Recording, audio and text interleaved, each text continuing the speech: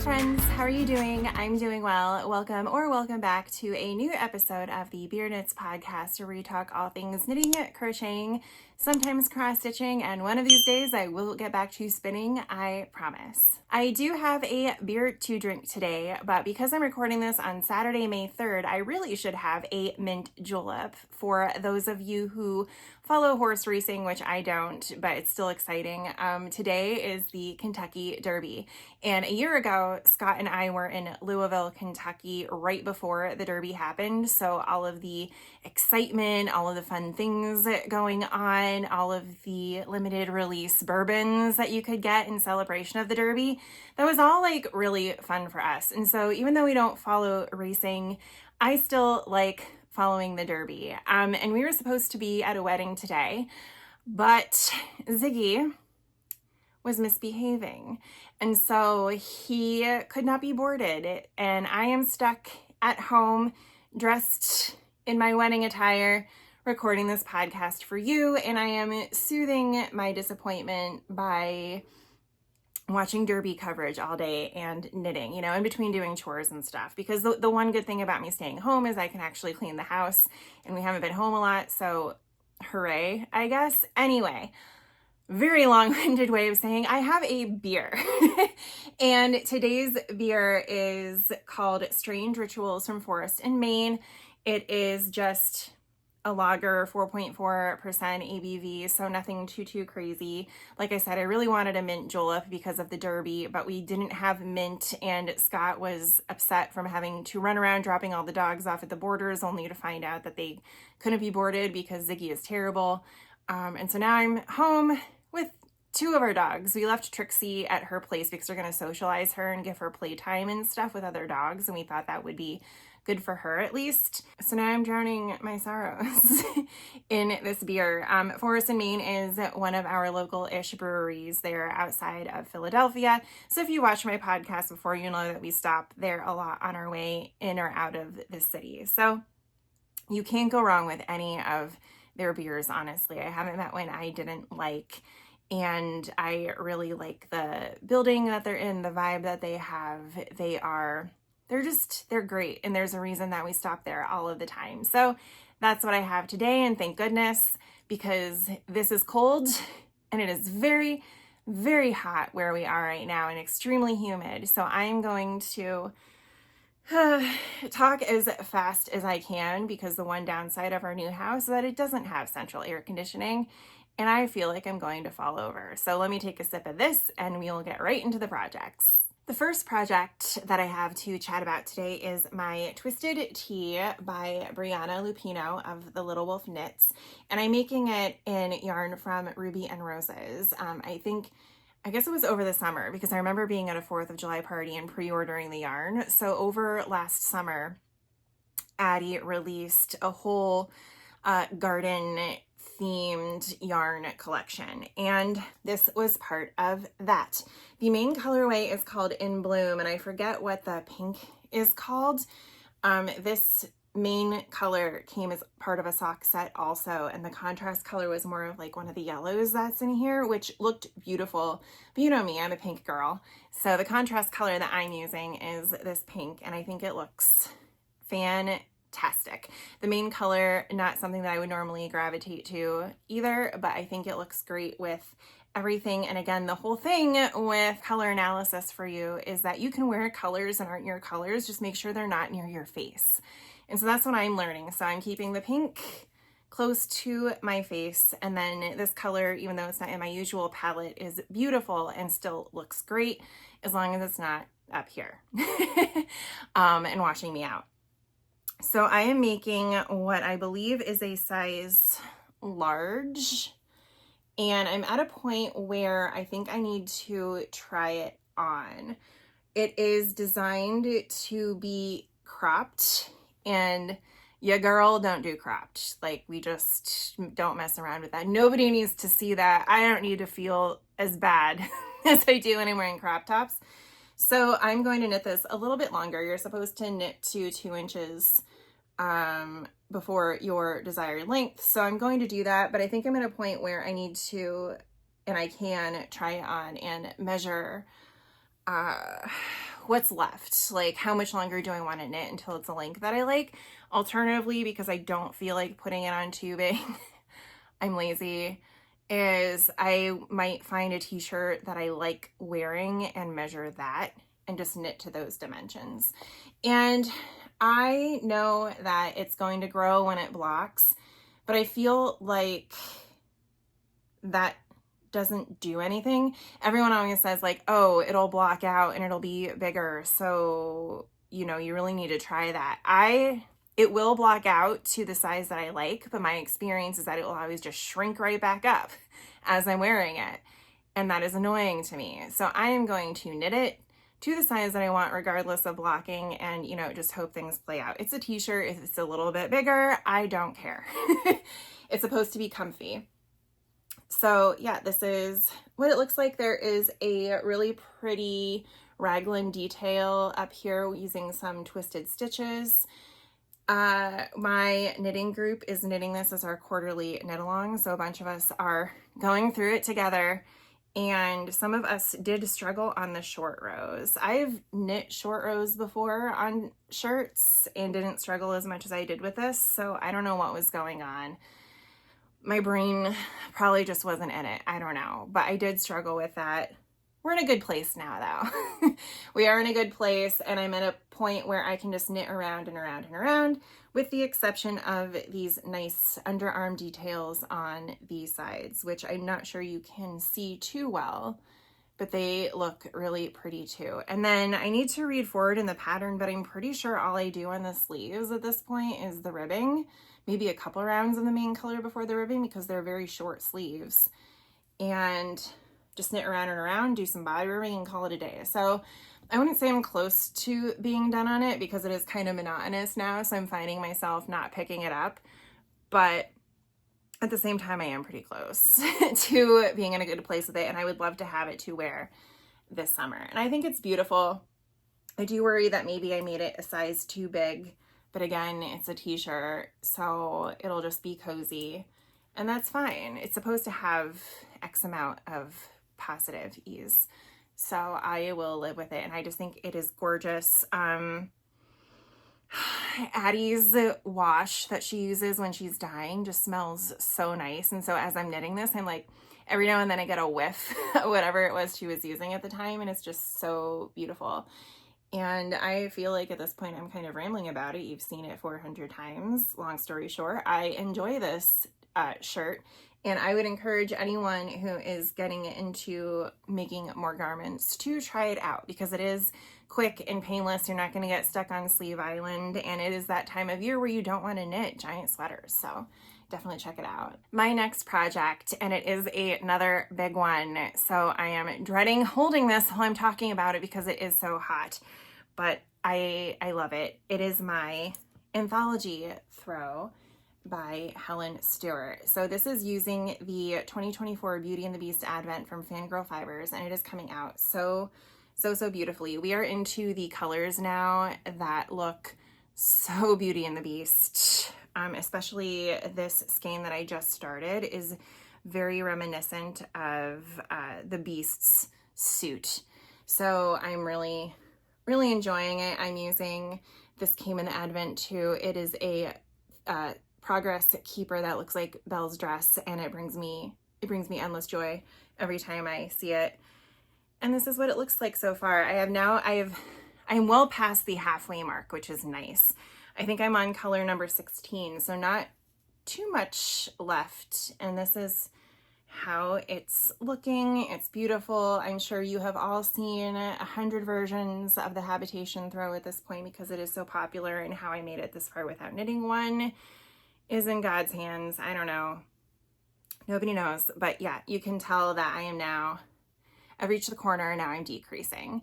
And that is really exciting to me. I feel like I am actually doing what I set out to do by getting all of the Advents that I bought last year, which was to actually use them in things. I got a little obsessed with mini skeins, like a little hyper fixated, if you will, and all of the different projects that were coming out specifically for Advents. There are more and more projects coming out that are designed for 20 gram mini skeins now. that I just wanted to make. And so now I'm making them all in the span of a year, apparently. And I'm really proud that I'm actually doing it. We are not even halfway through the year yet, and I have made at least a few advent projects. I still have to finish my quadrophenia because I need to seam it, but that's sitting there ready to go whenever. And now I have this habitation throw that is just so beautiful. I mean, it's no surprise that my favorite section was this pinky purple situation in the middle, I'm sure. But now we're getting, further into the story. There's more stuff going on. There's more of the colors and the visuals that we all recognize from the movie. And so that's where I am today. And it is massive and it is heavy and I'm hot. So I'm going to put this away. My next project is also a blanket, but it's way smaller at this point, so I don't mind holding it up and talking about it. But it is the Sweet Shop blanket by Laura Penrose, featuring Ruby and Rose's yarn in her Color Wheel Club collection, I guess you could say. So every month for the next year, I believe, she is focusing on a particular color of the rainbow and releasing a whole set of 15 mini skeins that you can use to make a Sweet Shop blanket. Now you have a couple options of which minis that you buy. She has a limited quantity of 20 gram minis, and then a majority of the minis that you can get are 10 grams. And the Sweet Shop blanket says that you can use a 10 gram mini held double to make one of the triangles. This has, to my knowledge, caused a lot of issues for people because even though the weight of the mini is 10 grams, it is one of her plumper bases, and so the yardage is not that much. And what I mean by that is it'll work, but you really gotta fudge it. So for example, in the pattern, you're supposed to knit up to 45 stitches. I only knit up to 43 because I kept running out of yarn. I didn't go down a needle size, but some people have to make their stitches tighter so that they didn't run out of yarn. And long story short, people are just finding that they really need to edit the pattern, which is meant to be. So let's just put that out there. The pattern is meant to be edited to fit the yarn that you have. So you can use whatever weight of scraps that you have. You can use an advent that's 20 or 10 gram minis. You can do whatever. The only difference is that your math is going to change. And so it can work for whatever. We'll just put that out there now. And so just, long story short, people are finding that they have to edit the pattern to make it work. It's not that big of a deal. It's just a little anxiety inducing when you don't know if you're going to have enough yarn. And so as of yesterday morning, I didn't know if I was going to continue with the blanket because this triangle here, you need to pick up all the way around, cut, and then start coming back in and doing a bunch of short rows. And in my art major doesn't understand math brain, I didn't think I would have enough yarn to do that and be able to safely weave in ends. And I'm still not sure of that I do. But the good news is I was able to do it.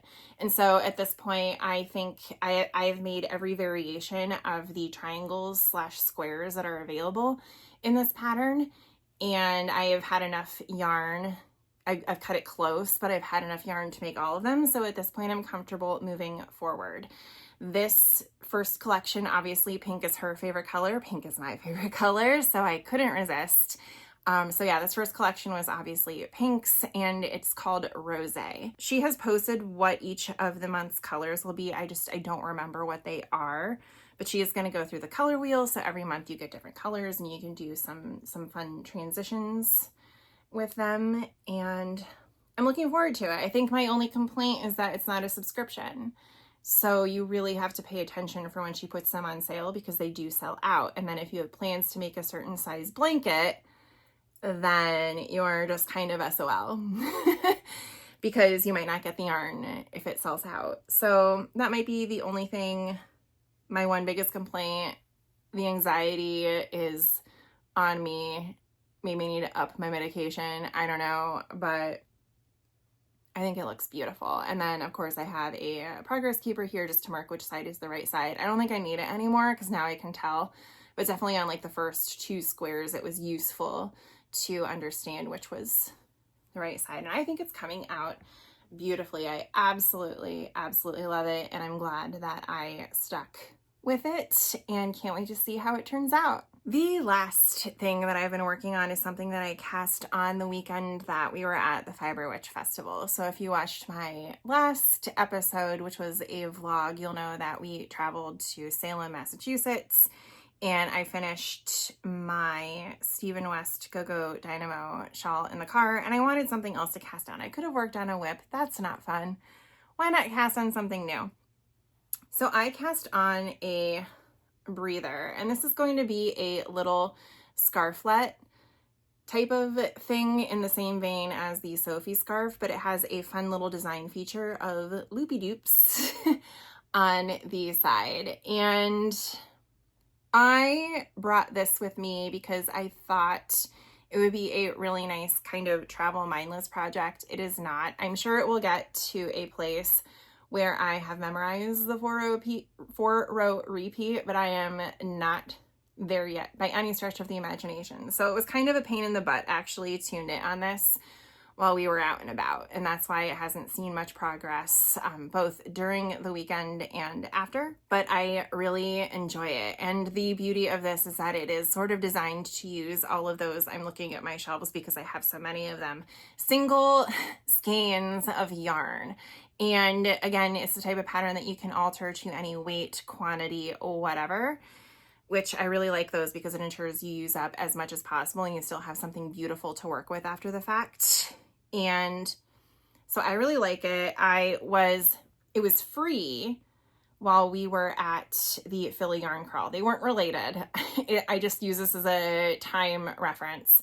But the day we were leaving for the Philly Yarn Crawl, or sometime that weekend, the pattern was free, and I thought, well, with all of the single skeins I am sure to buy this weekend just because they're pretty, it would be really nice to have this pattern to use one of them. So what did I do? I did not use one of the skeins that I bought at the Philly Yarn Crawl. I am instead using some Little Wolf Knits yarn, and this is from her How I Met Your Mother collection, and it's called The Mall. So if you understand that reference, we can be friends. And it's absolutely beautiful. Like, it was beautiful when it was in the hank, and then I caked it up and it was even more beautiful, and watching it get knit up, even prettier. It's just one of those yarns that just keeps getting better and better and better as you knit it. If you have not checked out Brianna's yarn, you absolutely must. It just, every single project that I use it for, I like it more and more. And she, I think, has officially entered her pink era. Her colors are becoming more and more saturated, and that is 100% my vibe. So I'm really liking it. I am using needle stoppers, unicorn needle stoppers that I got when we were in Philadelphia. So that's making me happy as well. But yeah, I haven't touched this since we got back from the trip. And I don't know when I'm going to touch it again because I really want to finish that twisted tea. And then when I'm done with the twisted tea, I'm going to make the Palm Springs tank that Leslie from Knit California just released. I bought yarn for that while we were, when did I buy yarn for that? Oh, that was local yarn shop day. And I wasn't anticipating participating in that, but I did. And I was like, well, how can I make this useful for me? How can I make this productive instead of buying more single freaking skeins? And so I ended up getting yarn for the tank, and I'm really happy about that.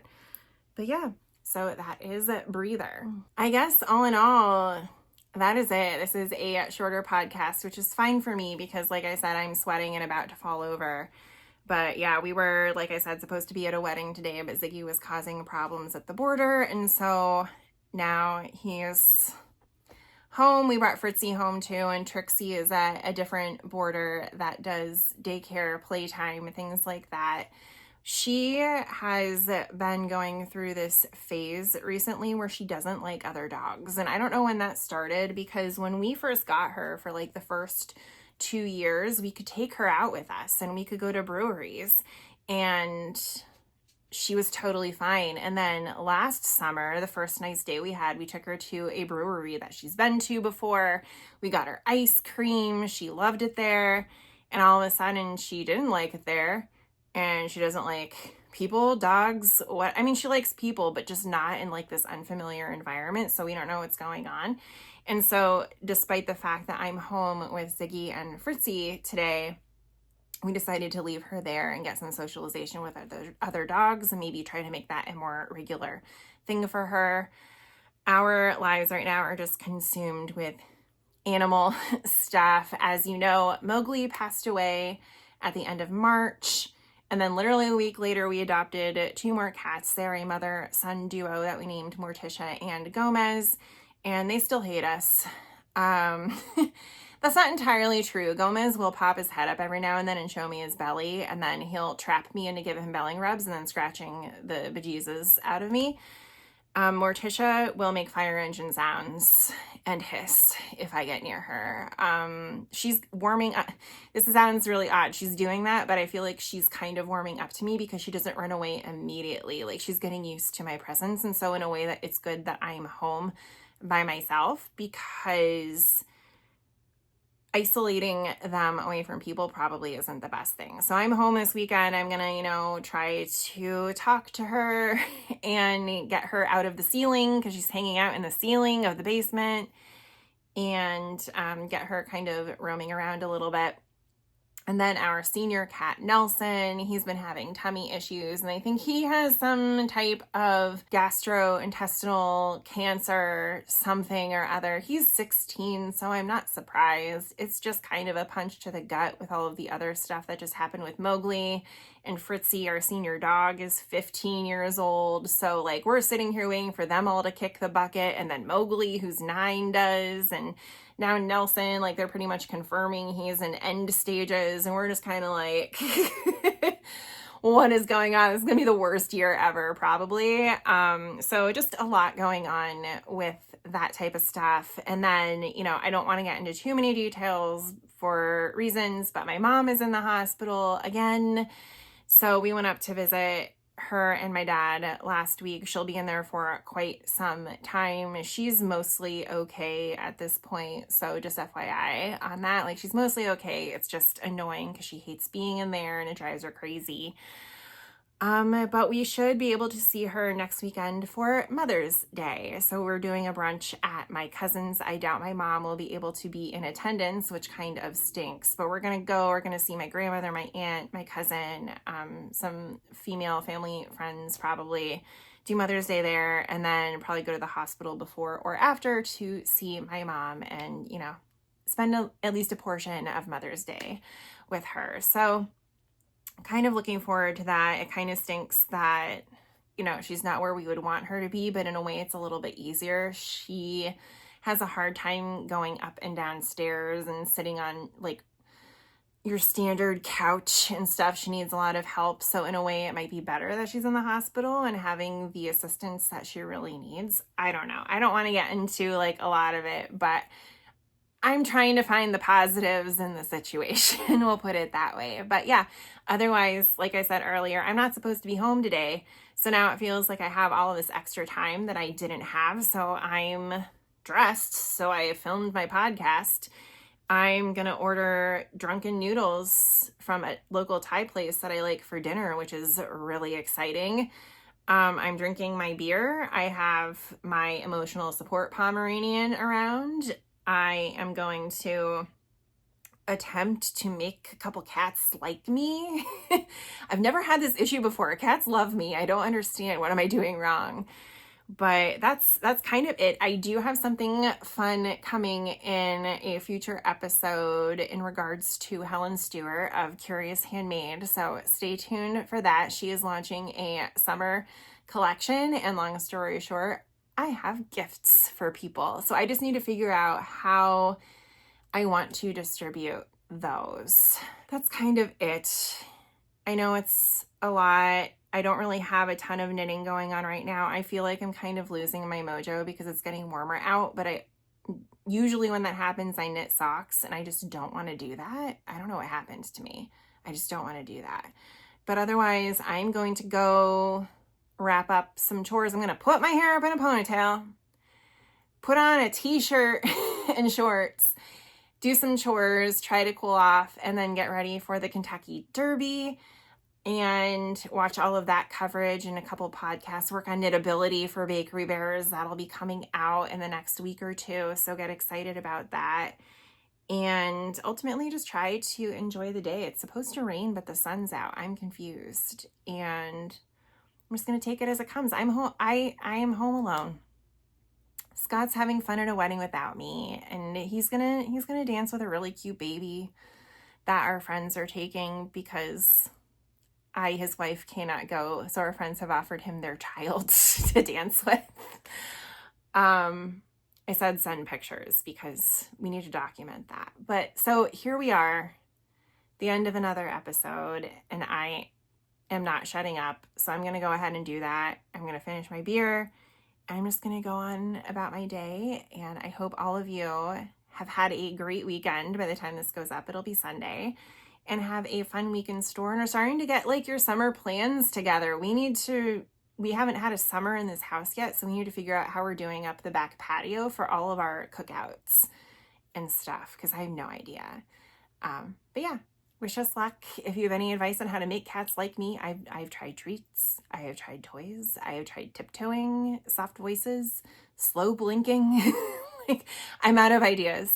But definitely let me know in the comments. And otherwise, I will see you in the next one. Bye.